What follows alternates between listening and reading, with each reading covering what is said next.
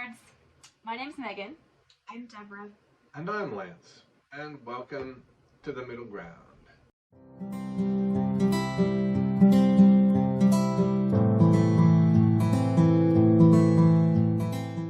So we've been talking about villains in our last couple of webisodes.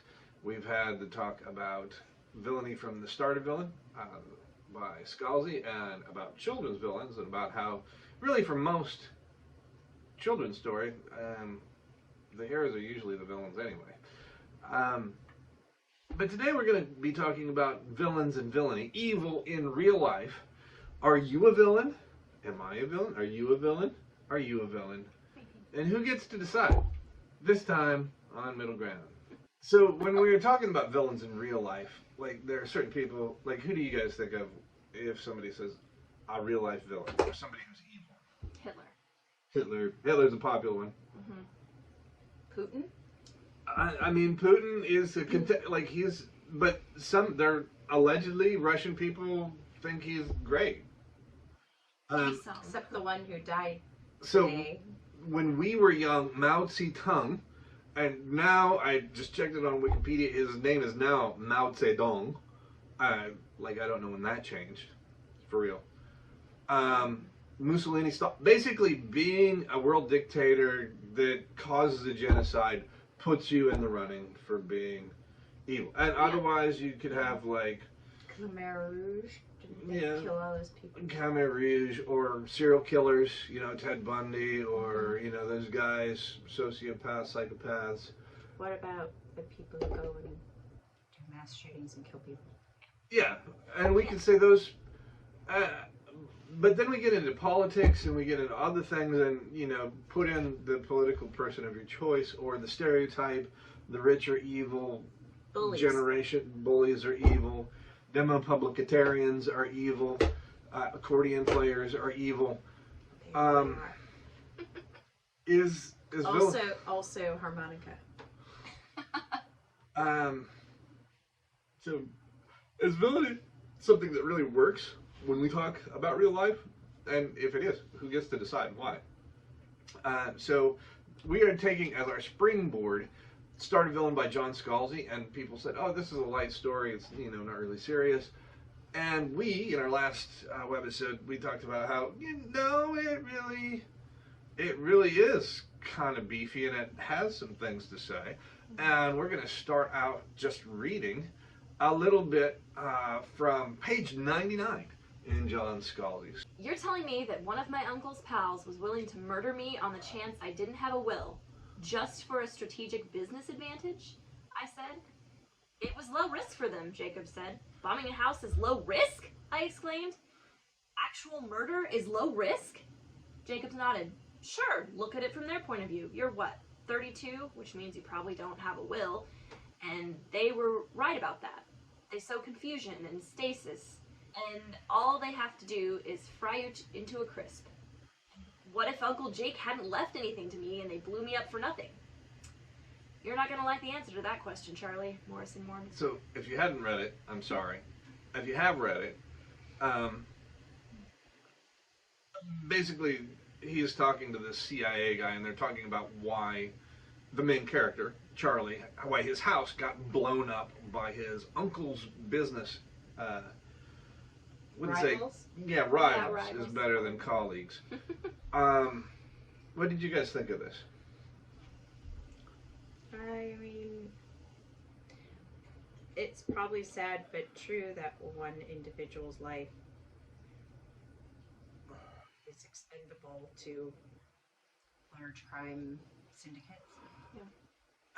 We say crime syndicates, but welcome to the modern West, where, yes, even your life is expendable, and it has been for decades. Whitewashed by Carrie Gilliam or the Monsanto Papers. Your life has a specific dollar amount that, in the long run, we can risk you dying over the fault in our product or this thing or that thing. And one of the books that we'll be reading, talking about, is Evil Geniuses by Kurt Anderson. It's a little bit more politicky than I like, and he basically dumps all the blame on the Republicans, which is half right, because I think the other half of the blame could probably and should probably go on the Democrats. So would you read this one, Debbie? Class warfare are all right, Warren Buffett said, and it's my class, the rich class, that's making war and we're winning, and we shouldn't be. Forbes had published its very first list of the richest people in 1982, estimating Buffett's wealth then to be the equivalent today of almost $700 million. 2 decades later, when he talked about the rich waging and winning in class war, his fortune had grown to $58 billion. His fortune is now $85 billion, 130 times what it was at the beginning of America's, his phrase, class war. And the cool thing that Anderson does is he actually gives a kind of an economic history of what happens and how, back in the 70s, there was this notion of a social contract that was still implied, that the working class still had rights, and they were people, and they, deserved things. And that the rich couldn't just take all the toys and leave. And that was a thing. But then kind of through, it actually started, he talked about in the 60s, how people were talking about, well, I can do my own thing. I can do my own thing. I can be independent. And the rich started saying, well, I can do my own thing too. And I have a lot of money, so I could just pay to make them make the policies and install judges that actually favor me so that I can have and do what I want. And with a lot of money, it turns out you can do a lot of things that you want to do. You said judges, but is it also like political action committees to have the Congress pass the laws that you want? It's PACs and all that stuff, but one of the things Anderson talks about is how they basically re-understood the law of monopoly law or antitrust law. So back then, the antitrust meant basically anyone who owned too much. But then they redefined this notion of the monopoly or the antitrust. So as long as you were still bringing cheap products to consumers, as long as you can buy, frozen squid and bad cosmetics at Dollar General, then they don't really have a monopoly, which is important. I mean, it's important. And so this notion of the class war, the girl said there are too many statistics, but we're going to try to read some of them anyway. It's a lot of stats. It is. And Kurt Anderson puts a lot of stats. The combined wealth, 2.5 trillion of the large U.S. majority, the 200 million Americans from just above the middle all the way down to the bottom, is less than that of the 607 U.S. billionaires. Okay, so wait a minute. So 200 million Americans together have less 607. than 607, not 607,000, just 607. So less than 1,000 people own more than 200 million. Yes. That doesn't seem fair. That's like if in my preschool class I gave 9 children 1 Fruit Loop each, and then the rest of the box to the 10th.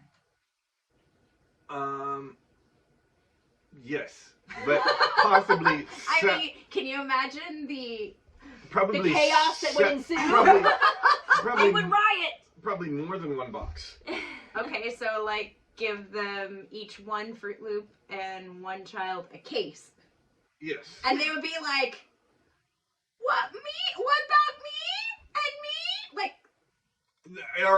or the one would get the box, and then all the others would get to smell the fragrance. They get to just sniff. waft it. They get to sniff the box top.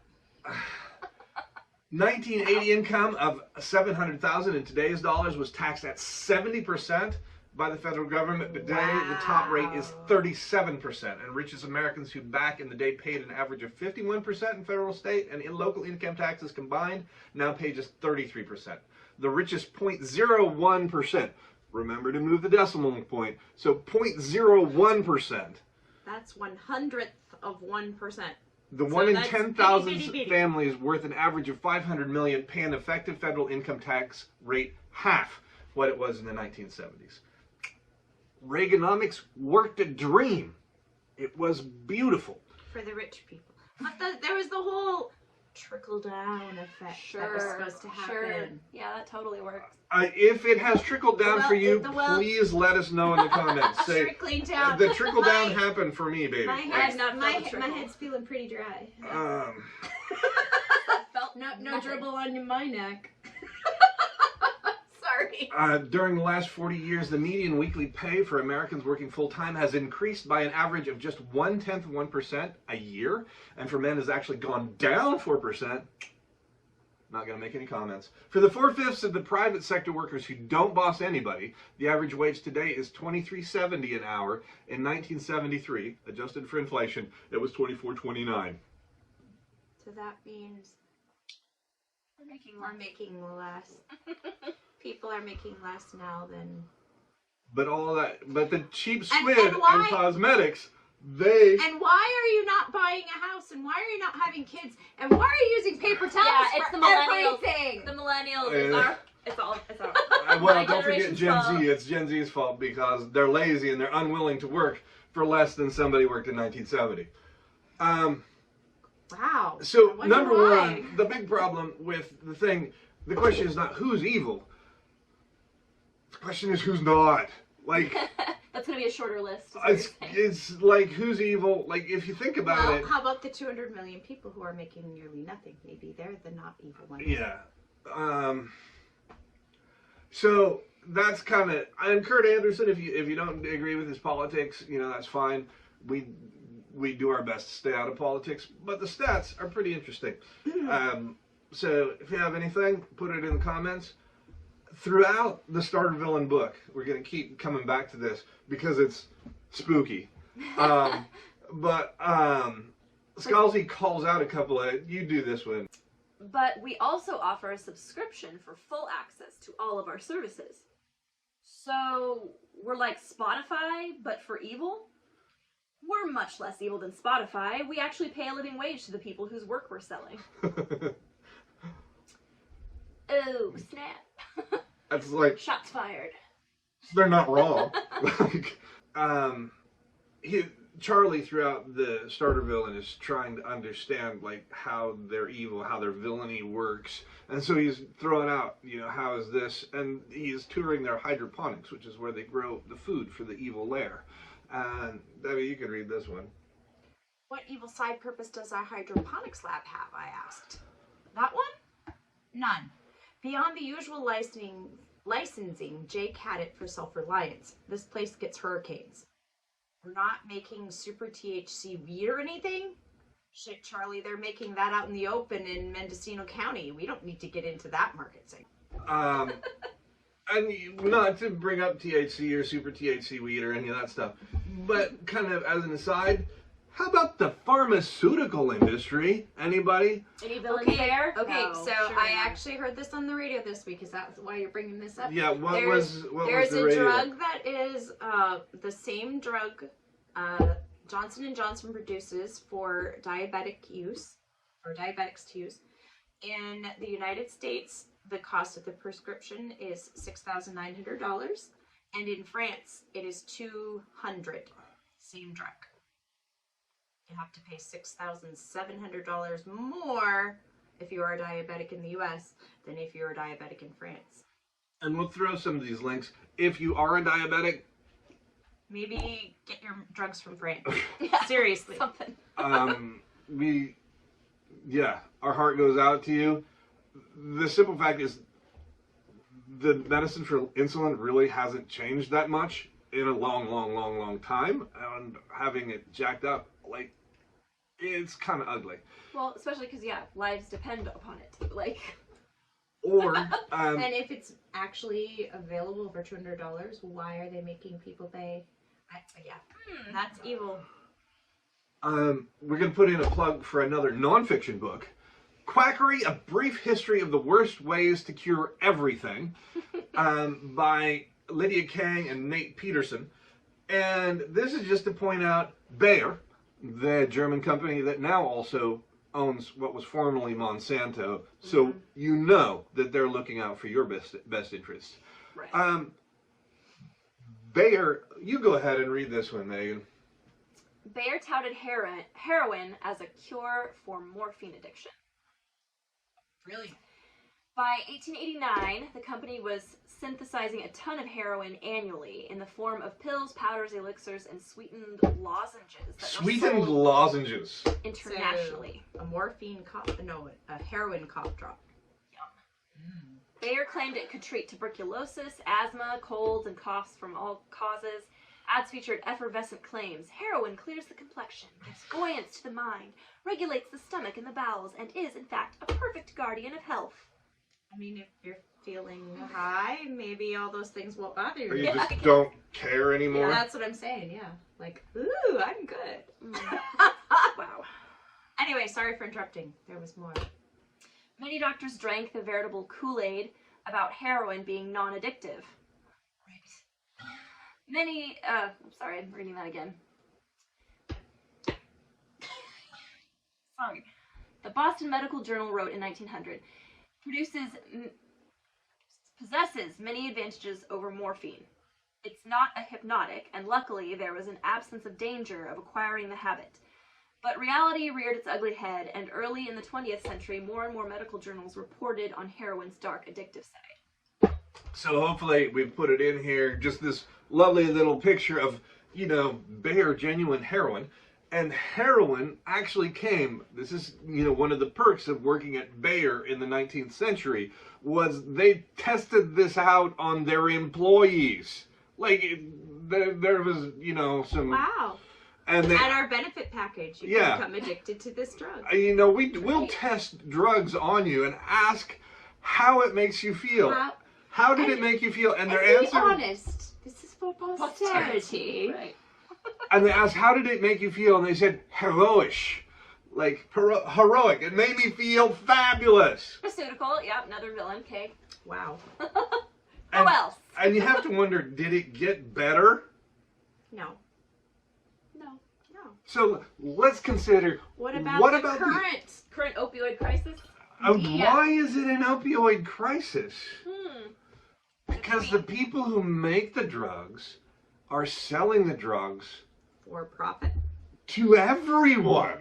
For profit. Like... Greed. And it's the same thing. It's nothing personal. We will just sell you straight down the toilet for a couple of bucks. Later on in the book, somebody else explain this. I've been talking too much. This is just a quote from Start of Villainy again. Yeah, it's when they're doing the flinging them into the lake thing. Oh, yeah. So Charlie is a somewhat unwilling guest to an evil villain club. And they're having their version of Shark Tank with various people presenting their evil villain business plot schemes. So this is one of the pitches given at the Shark Tank. College admissions are broken. We all know it, he said. There's a better way to do it. Let me share with you my vision for a universal system where every student knows exactly where they stand in the competitive admissions process against every other student, with minute-by-minute updates, opportunities for points boosts sponsored by first-tier advertisers and corporations, and an exciting gamified atmosphere that makes college admissions the finest sporting event in the world. Some gambling on who gets into college. Love it. How is that worse than what we're doing now? I mean... Weren't there people that were like buying their kids' way into I mean, top-tier schools? That whole recently? controversy, yeah. Like, isn't that still a thing? Like, isn't that the whole purpose of the elite just to begin with? No, but I'm saying there was... Yes, some there was people some were people convicted of they got crimes caught, yeah. for... Yeah. So, there's a couple of books on this subject. You can check them out on Middle Ground Books. The one this is coming from is College Unbound by Jeffrey Salingo. There's another one called Breakpoint that give a lot of fairly depressing facts on the state of higher education right now. Yeah. Speaking as somebody who, Who spent a lot of money on higher highly education. educated. Anyway. And he says, it costs so much because it can. For much of the lost decade, there was such a huge demand for higher education. The basic laws of business tell us that when demand outstrips supply, prices go up. At least until recently, students and parents have been willing to pay any price to go to any college. Good thing that, I mean, it's actually good that that's changing. Yeah. There are many people who are taking other paths because they're not willing to. But poor millennials. Poor millennials. What about Gen Xers? We have debt too. I mean, we do, but, you know, we're all going to die soon, and then they'll just get stuck with it. But millennials have got longer to live with student debt. And ours was bad. I think theirs was worse. Like, it just in terms... Yeah, and, like, a lot of, in my generation, were coming out of college during the recession, the Great Recession, and so it was kind of, it was a bad time to be on the job market. Anyway, I'm going to have to start paying back student loans in about 2 months, so... Yeah, I'll be paying mine back till I die, so it's fine. So Salinga goes on and says that was just before colleges began a decade-long amenities arms race to build more luxurious and outlandish facilities that had nothing to do with classroom education. Ooh, yeah, you need your dormitory to be a luxury hotel with and blazing internet speed. I could go on, but yeah, it's... And an esports team. You need an esports team instead of a theater program, and you need flag football instead of a library, and you need, you know, anyway. And I'm gonna be quiet. For Xers, like, we started a Christian liberal arts school, and, like, we lived in rooms in a quad with, like, 4 rooms that shared 1 bathroom. And no air conditioning. No air conditioning, no internet. And that was just the definitely thing. no internet. Like, when we went to college, that was, yeah. I'm gonna be quiet. I don't need to show my age. Yeah, no air conditioning. We'll stop there. So I'm gonna read this because it is amazing. What was the name of the school, kid? High Point University. High Point University in North Carolina. To say that High Point University is unlike any school I've ever visited is an understatement. For one, the campus tour is by golf cart. When you start the tour, faint sounds of classical music are piped in from outdoor speakers as you pass life-size statues of Galileo, Jefferson, and Aristotle. The stunned looks on the faces of parents and students continue at almost every turn. There's a first-run movie theater, a steakhouse, outdoor hot tubs, and free food all over campus, including a roaming ice cream truck, part of the $39,800 list price. What did you say it is now? Okay. 60 something. Yeah, it's more than that now. That's like the price after financial aid now. So the university has perhaps the only director of WOW, WOW, the director of WOW in the country, whose job it is to please current and prospective students and, of course, to oversee the concierge desk. Yes, this really is a college, not a Ritz-Carlton. At the concierge desk, did I say that right? Desk, yeah. Students can get restaurant recommendations, send out dry cleaning, and drop off library books. First of all, what college student has dry cleaning? All of this is the vision of Nito Cuban, a motivational speaker and multimillionaire who began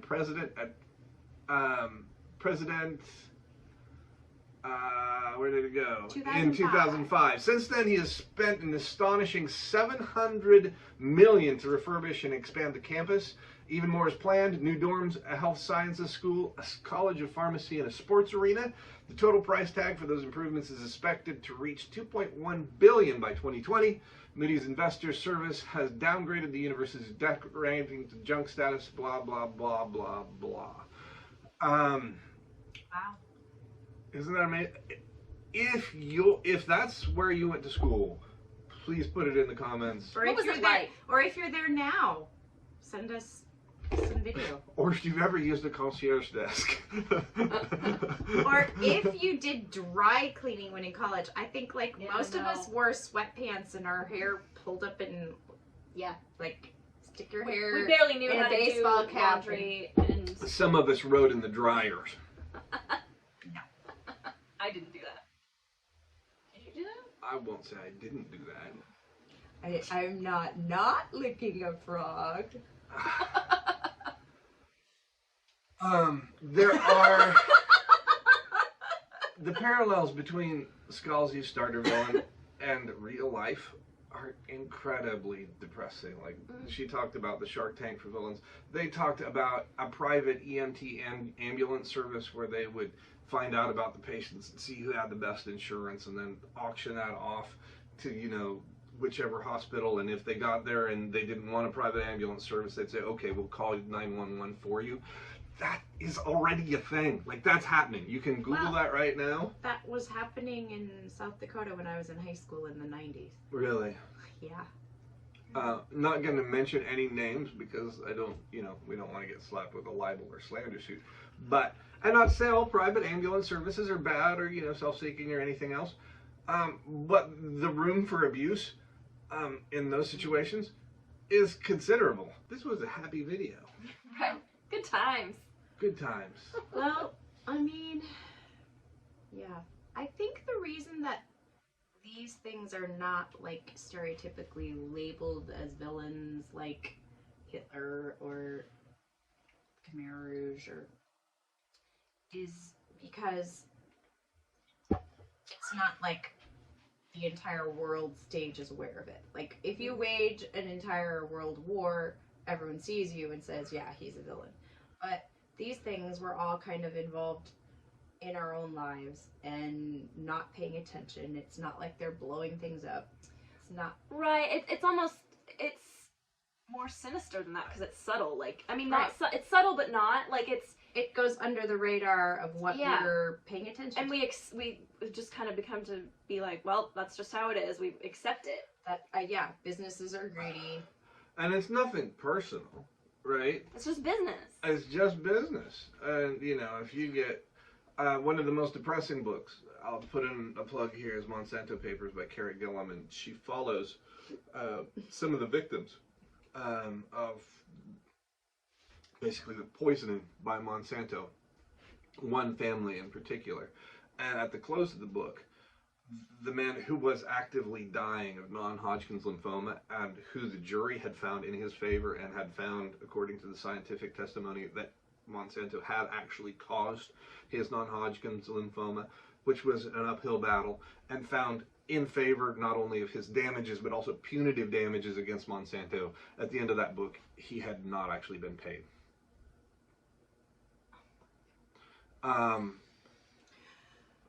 Do you think they ever did or will? I would have to check into that. If somebody knows, check it out. All the work by Carrie Gillum. She is a brilliant reporter and very careful. And you would have to be a writer. And it bears on us as Kansans because you're being actively poisoned. Like, It's all around us. it's all around us. It's in the air. It's in our drinking water. It's in our food. I was just gonna say, get yourself a good water filter, cause we had a older friend who told us either you have a water filter or you are a water filter. So yeah, put it through a filter, not your body, please, cause we want to see you at our bookstore, Middle Ground Books. We want to meet you all. Come on in. Let's have a chat. You should show the stickers. Oh yeah. Did you already show the stickers? Have we put the stickers on in anything? No. I'll do that one. I don't even We can maybe even like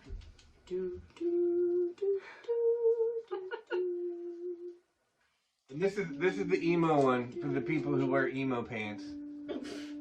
And we can even stick these on like a GIF. And this is the one that says Hail Hydra. No, it's my a cute happy octopus. It's my happy evil reading octopus. cephalopod. So It's a cuddly octopus. we haven't found a building yet. We're working on it. We are working on it hard. Have a couple of different options, and still looking forward to hopefully an April open. We can't wait to meet you. So. And some of you, I think there are like 11 of you that are watching these. So In the meantime, hop on over to middlegroundbooks.com and check out some of these titles or something a little more lighthearted. Yeah, because real life's depressing. Yeah. But we also do need to bring it up into the radar instead of letting it keep going under the radar. So It's true. That's why I like fiction, because to escapism. escape. Yeah. why this is the sticker But- I designed. But The other thing I'm gonna put in for nonfiction is, there's some actual substance here, and especially Anderson, he explains how he has adjusted the figures for inflation. He tells you where they come from, why he said these things, and it is a sustained discussion on a topic. It's a lot more than 5 paragraphs, an infographic, or a YouTube clip from some guy who researched it because Because he Googled it. he Googled it. It's true. So having a sustained discussion about something, it's a good start. Yeah. So until next time. Meet you in the middle.